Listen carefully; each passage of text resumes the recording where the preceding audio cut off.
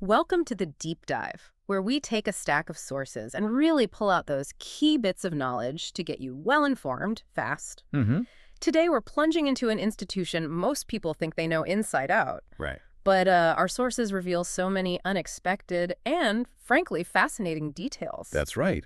Our deep dive today is all about Hogwarts School of Witchcraft and Wizardry. Exactly. And the sources we compile, they give us a really detailed look at its history, its unique structure, and, well, some truly surprising aspects.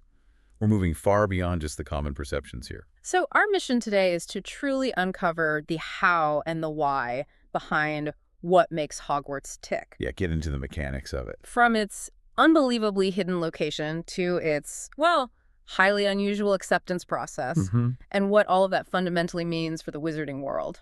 Okay. So diving in. While many know Hogwarts as the British wizarding school, tucked away in the Scottish Highlands, Yeah, that's the common image. our sources really clarify its extraordinary stature in the broader magical education landscape. Indeed. And what's striking is that it's not just any school. Right. Our sources emphasize it's one of the three largest wizarding schools in Europe. One of the three largest. Okay. Yeah, standing alongside Durmstrang Institute and Beauxbaton's Academy of Magic. Wow. And it's widely considered one of the finest magical institutions in the entire wizarding world. So top tier. Absolutely. Even putting in the same league as other highly regarded schools like, say, Ilvermorny over in the United States. That's a significant position. Yeah. And it's financial backing. It isn't what you might automatically assume for an institution with that kind of prestige, is it? Not at all, actually. It's a state-owned school, State-owned. fully funded by the British Ministry of Magic. Ah, And just for a bit of historical context, it was established quite a long time ago. We're talking around the 10th century. 10th century. Okay. And it's precisely this state funding, perhaps, that underpins one of Hogwarts' most fascinating and arguably crucial characteristics. Its secrecy. It's impenetrable secrecy, yeah. How exactly do they manage that? Well, what's fascinating here is that its precise location simply cannot be uncovered. Cannot be. The sources state it's been rendered unplottable. Unplottable. What does that mean in practical terms? It isn't just a clever trick or like a disguise. It means no map, no magical tracking device can actually pinpoint it. So it's actively shielded. Exactly. It's actively magically warded against being found. So, okay, let's say a muggle somehow stumbled upon that area. Yeah. What would they actually see? Does it just vanish? To muggles, it just appears as an old abandoned castle. Yeah. Looking really dilapidated and uninviting. Right, nothing to see here, move along sort of thing. Pretty much. You wouldn't even guess it was anything else. And if we connect this to the bigger picture, Yeah. this kind of protection is actually quite common among most wizarding schools globally. Really? So it's not just Hogwarts? No, it's seen as a critical safeguard, designed to protect both the students and the institutions themselves from, well, any harm.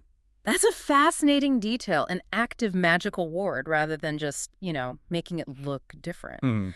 But speaking of how protective they are, how does one even get into this incredibly hidden school? The enrollment process sounds unique. It absolutely is. To be eligible, you need to be a magical child residing in Great Britain or Ireland. Okay, geographically specific. Yes. And you must have reached the age of 11 by the start of the incoming term, September 1st. Right, that much seems fairly straightforward, kind of like regular school entry ages. True.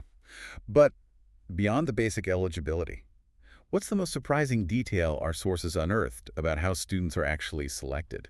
Because it's not like you just apply, is it? No, it doesn't sound like it. No, not at all in the traditional sense. Yeah. And this raises an important question about how early a wizarding life is kind of determined. Our sources reveal this truly fascinating detail.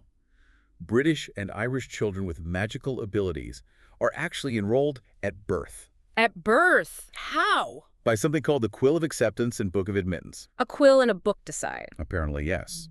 So the school effectively knows about you, if you're magical, from day one. That's an extraordinary level of foresight. It implies the wizarding world has this proactive, almost predestined approach to education. It certainly seems that way. Yeah. So then the outpost arriving when you're 11, Yeah. that's just the formal confirmation, the official acceptance notification once they reach the required age. Okay. But what about kids who don't know anything about magic? Muggleborns, or, someone like Harry Potter raised by muggles. Ah, yes. There's a special process for them, a crucial one. How does that work? For them, a special messenger from the school visits the child and their family. A personal visit. Yes. This messenger informs them of their magical heritage and, importantly, introduces them to the existence of the wizarding world itself. It's a whole orientation, essentially. Makes sense. You couldn't just send an owl in that case. Exactly. And it's also worth noting that transfers are possible. Students can transfer to Hogwarts, though obviously that's not the primary way people get in. Right. That whole enrollment process, it really shifts your perspective on their education system. It's proactive from birth, identifying talent early. Identifying and, you could argue, tracking it. Moving on slightly, Hogwarts also has that famous motto. It's something people might know but maybe haven't thought about deeply. It is quite profound when you look at it. The school's motto is Draco Dormiens Nunquam Titilandus. Okay. Sometimes you see it written with a V instead of a U. Envi incluvam titiland verse, Old Latin style. Right. And for those of us whose Latin might be a little rusty, what does that translate to? It translates directly to never tickle a sleeping dragon. Never tickle a sleeping dragon. Okay. Good. Seems like good advice. Definitely good advice on a literal level. I mean, Yeah. You wouldn't write. But what's fascinating here are the potential layers of meaning. This seemingly simple phrase, never tickle a sleeping dragon, it holds more than just a literal warning. It speaks to prudence, maybe. Respecting powerful forces. So don't stir up trouble unnecessarily. Exactly. Or perhaps not disturbing things best left undisturbed. It could be a metaphor for the raw, untamed power of magic itself. Woo, interesting. Or even the delicate balance within the wizarding world.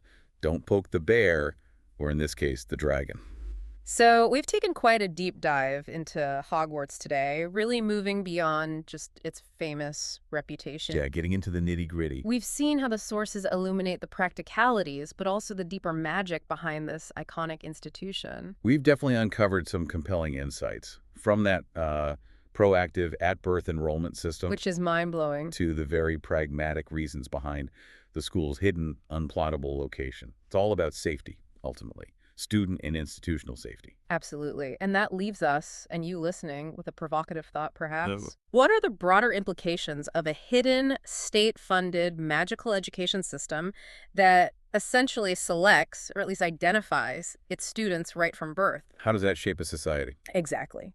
How might such a system shape its society and the very identities of its citizens? That's tying it back. And in that context, what does never tickling a sleeping dragon truly mean for the wizarding world's long-term stability and its relationship with its own power? Something to chew on.